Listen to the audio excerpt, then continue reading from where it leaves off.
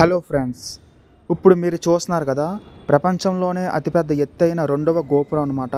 ఇది ఎక్కడ ఉందంటే మురుదేశ్వర్లో ఉంది. దీని యొక్క పూర్తి వివరాల కోసం ఈ వీడియోలో మీకు తెలియజేస్తాను. అలాగే దీని యొక్క చరిత్ర గురించి మీరు తెలుసుకోవాలంటే నేను ఆల్రెడీ ముందు వీడియోలో చేశాను. ఆ లింక్ అనేది నేను డిస్క్రిప్షన్లో పెడతాను. మీరు ఎవరైనా చూడకపోతే చూడండి దీని యొక్క తర్వాత భాగం. మొత్తానికి నా స్కూబా డైవింగ్ కంప్లీట్ అయిపోయింది. నేను నేత్రాయణ ఐలాండ్ నుంచి మురుదేశ్వర్ టెంపుల్కి రీచ్ అయిపోయాను. ఇక్కడ మీకు ఎదురుగుండా కనపడుతుంది కదా, ఈ అమ్మాయి నాకు చాలా హెల్ప్ చేసింది. అలాగే ఈ అమ్మాయి చాలా డేరింగ్ గర్ల్. ఆ అమ్మాయికి నాకు పెద్ద తేడా లేదు. ఆ అమ్మాయి ఏమో మంచి జాబ్ చేస్తూ తిరుగుతుంది, నేనేమో ఖాళీగా ఉండి తిరుగుతున్నాను, అదే తేడా. అక్కడి నుంచి నేను మళ్ళీ బోట్ దిగిపోయాను. ఇక్కడ చూస్తున్నారు కదా, అప్పటికే చాలా జనం ఉన్నారు. ఇప్పటికే నాకు చాలా టైం అయిపోయింది. నేను నేత్రాయణ వెళ్ళాను కాబట్టి నాకు చాలా టైం ఇదే తీసుకుంది. ఇక్కడ అయితే నాకు అసలు టైం లేదు. నాకైతే చాలా తక్కువ టైం ఉంది. అప్పటికే టైము 5:30 అయిపోయింది. అక్కడి నుంచి మళ్ళీ టెంపుల్ని దర్శనం చేసుకోవాలి. మళ్ళీ అక్కడ 1 అవర్ ఈజీగా పట్టేస్తుంది. నేను ఎంత తక్కువలో కంప్లీట్ చేస్తే గమ్ముని మళ్ళీ రైల్వే స్టేషన్కి రీచ్ అవ్వగలను. బోటింగ్ పాయింట్ నుంచి మొత్తానికి టెంపుల్కి చేరుకున్నాను.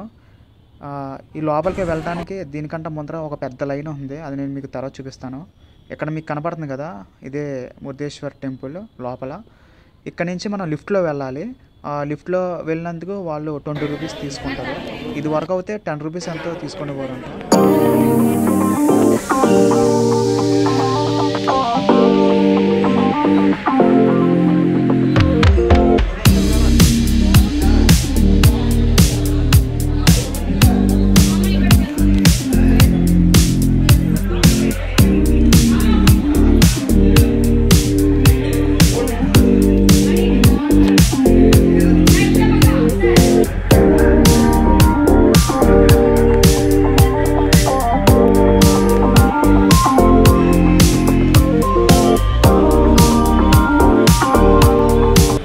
వ్యూ అంతా చూసుకొని అక్కడి నుంచి నేను మళ్ళీ లిఫ్ట్లోకి వెళ్ళిపోయాను. ఎక్కడి నుంచి మళ్ళీ ఎగ్జిట్కి వెళ్ళాలి.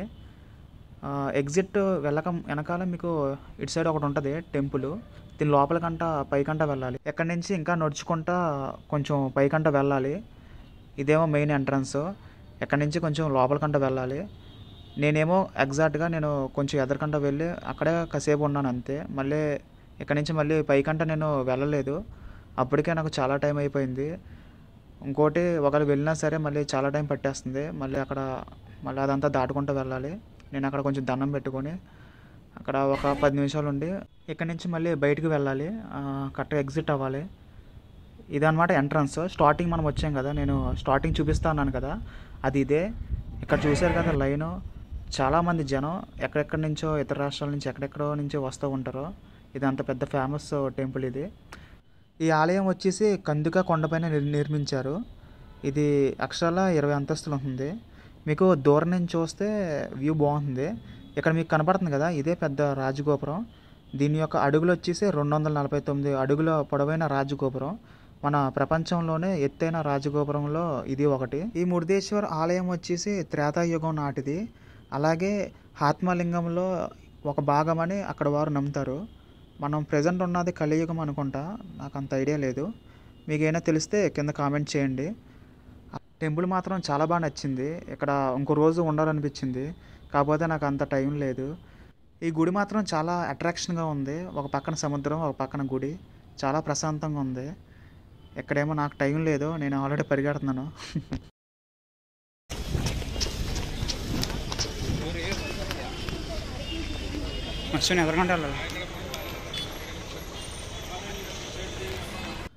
అక్కడి నుంచి నేను చాలా దూరం వరకు నడుచుకుంటూ వచ్చాను. అక్కడ ఆటోల గురించి చూసాను, ఎక్కడా లేవు. ఫైనల్గా మొత్తానికి ఏదో వాళ్ళ ఆటో ఎక్కాను. నాతో పాటు 2 కపుల్స్ ఉన్నారు, వాళ్ళు కూడా రైల్వే స్టేషన్కే బయలుదేరుతున్నారు. నా అదృష్టం బాగుండి వాళ్ళతో నేను ఎక్కాను, లేకపోతే ఇంకా చాలా లేట్ అయిపోయేది. అలాగే నా ట్రైన్ కూడా మిస్ అయిపోయేవాడిని. ఫైనల్గా ఏదో వాళ్ళు ఎక్కాను. ఇప్పుడు మనం ఈ టెంపుల్ నుంచి రైల్వే స్టేషన్కి వెళ్ళాలి. ఇక్కడ నుంచి 5.8 6 కిలోమీటర్స్ ఉంటుంది.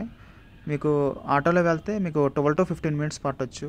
అదే ఒకవేళ మీరు ఎక్కడి నుంచి నడుచుకుంటూ వెళ్ళాలనుకుంటే 40 to 50 మినిట్స్ లేదా 1 అవర్ పట్టొచ్చు. ఇప్పుడు మనం డీటెయిల్గా మాట్లాడుకుందాం. ఫర్ ఎగ్జాంపుల్ మీరు ఎయిర్పోర్ట్ నుంచి రావాలనుకుంటే మనకి దగ్గరలో ఉన్న మ్యాంగ్లూరు ఇంటర్నేషనల్ ఎయిర్పోర్ట్ ఉంది. అది అక్కడి నుంచి ఈ టెంపుల్కి డిస్టెన్స్ వచ్చేసి 153 కిలోమీటర్స్ ఉంది. మీకు ట్యాక్సీ, మీ దగ్గర మనీ ఉంటే ట్యాక్సీ పట్టుకొని మీకు డైరెక్ట్గా వచ్చేయడమే, అది ఒక ఆప్షను. సెకండ్ ఆప్షన్ వచ్చేసి ఫర్ ఎగ్జాంపుల్ మీరు గోకర్ణలో ఉన్నారనుకోండి, గోకర్ణ నుంచి వాకబుల్ డిస్టెన్స్ గోకర్ణ బస్ స్టాప్కి రీచ్ అవుతారు. అక్కడ నుంచి కుంతకు వెళ్ళే బస్సెస్ ఎక్కాలన్నమాట. బస్ ఛార్జ్ వచ్చేసి 30 రూపీస్ తీసుకుంటారు. మళ్ళీ కుంత నుంచి మళ్ళీ బస్సు మారాలి, అంటే కుంత టు బత్కాల్ వెళ్ళే బస్సు మాత్రం మనం ఎక్కాలి. కుంత టు బత్కాల్కి 60 to 70 తీసుకుంటారు. అంటే కుంత టు బత్కాల్ మధ్యలోనే మనం దిగిపోతాం అన్నమాట. మురుదేశ్వర్ హైవేలో మనల్ని దింపేస్తాడు. అరౌండ్ 100 రూపీస్ తీసుకోవచ్చు. థర్డ్ ఆప్షన్ వచ్చేసి నేను వచ్చిన విధంగా, అంటే బెంగళూరు నుంచి మురుదేశ్వర్కి నేను ఎలా రీచ్ అయ్యానో నా వీడియోస్ వస్తే మీకు అర్థమవుతుంది. లాస్ట్ 3 వీడియోస్ నేను వచ్చే విధంగా కూడా రావచ్చు. ఫైనలీ హైవే చేరుకున్నాం. ఎక్కడి నుంచి లెఫ్ట్కి వెళ్ళాలి హైవే మీదుగా.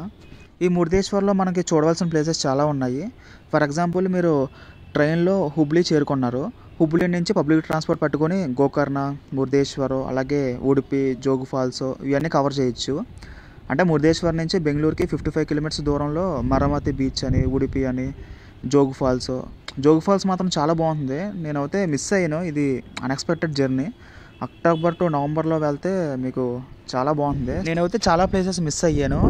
ఒకవేళ నేను అక్కడ బైక్ రెంట్ తీసుకుంటే మ్యాక్సిమం ప్లేసెస్ అన్నీ కవర్ చేయొచ్చు. మీకు 2 to 3 డేస్లో మీరు మొత్తం చూడొచ్చు. ఈసారి వచ్చినప్పుడు నేను డెఫినెట్గా విజిట్ చేస్తాను. ఆల్మోస్ట్ దగ్గరకంటే వచ్చేసాం. మీకు ఎదురుగుండా కనపడుతుంది కదా, ఇదే మురుదేశ్వర్ దగ్గరలో ఉన్న రైల్వే స్టేషన్. నేను స్టార్టింగ్లో మురుదేశ్వర్ హైవే నుంచి టెంపుల్కి వెళ్ళేటప్పుడు దాని యొక్క ప్రైస్ వచ్చేసి 40 రూపీస్ తీసుకున్నాడు. అలాగే మురుదేశ్వర్ టెంపుల్ నుంచి రైల్వే స్టేషన్కి రీచ్ అవ్వడానికి నాకు ఎగ్జాక్ట్లీ ఐడియా లేదు, కానీ 50 రూపీస్ ఎంతో ఛార్జ్ చేశారు అతను. మొత్తానికి ఏదో వల్ల రైల్వే స్టేషన్ చేరుకున్నాను. ప్రజెంట్ టైం వచ్చేసి 6:55 అయ్యింది. ఇదే మురుదేశ్వర్ రైల్వే స్టేషన్. దీని యొక్క టైమింగ్స్ అన్నీ మనకి చూస్తున్నారు కదా, ఇవన్నీ ట్రైన్ టైమింగ్స్. ఈసారి వస్తే దీన్ని స్క్రీన్ షాట్ తీసుకోండి. ఇప్పుడు మనం టికెట్ తీసుకోవాలి. ఇక్కడ పెద్ద లైన్ ఉంది. లైన్ అంటే పెద్దదేం కాదు, కానీ కొంచెం చిన్న లైనే. మొత్తానికి ఏదో అలా టికెట్ తీసుకున్నాను. టికెట్ ప్రైస్ వచ్చేసి 210 రూపీస్ తీసుకున్నాడు. అంటే ఇక్కడ నుంచి అదే బెంగళూరుకి. ఇక్కడ ఎక్కువసేపు కూడా లేను, ఒక 10 నిమిషాలు, ఒక 15 నిమిషాలు ఎంతో ఉన్నాను. నా ట్రైన్ టైమింగ్ వచ్చేసి 7:08కి ఉంది. అప్పటికే నా ఛార్జింగ్ కూడా అయిపోయింది. ఆల్మోస్ట్ దగ్గరికంటే వచ్చేసింది. ఇంకా 15 మినిట్స్ ఎంతో ఉంది ఛార్జింగ్. ఈ ట్రైన్ కూడా కొంచెం లేట్గానే వచ్చింది, కొంచెం ఒక 10 మినిట్స్కో లేట్గానే వచ్చింది. అప్పటికే చాలామంది జనం ఉన్నారు. ఇక్కడ చూస్తున్నారు కదా, చాలామంది వెయిట్ చేస్తున్నారు.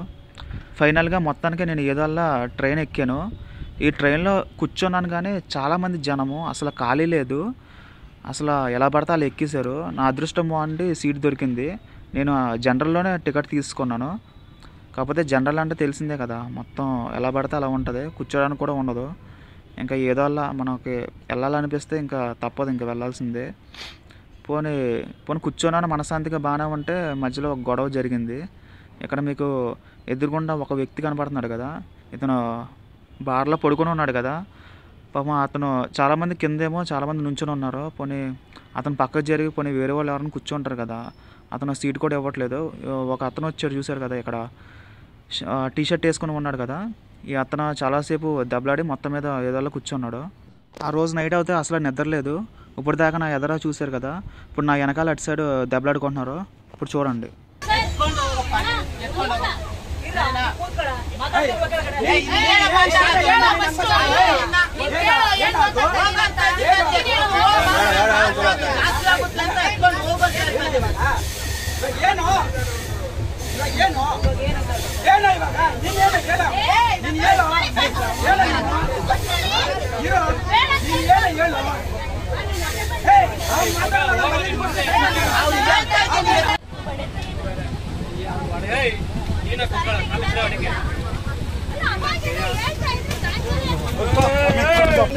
ನಾನು ಏನು ಮಾತಾಡ್ತಾವ ಹೊಡೆದ್ ಮಾತಾಡೋಕೆ ತಿನ್ನಬೇಕಾ.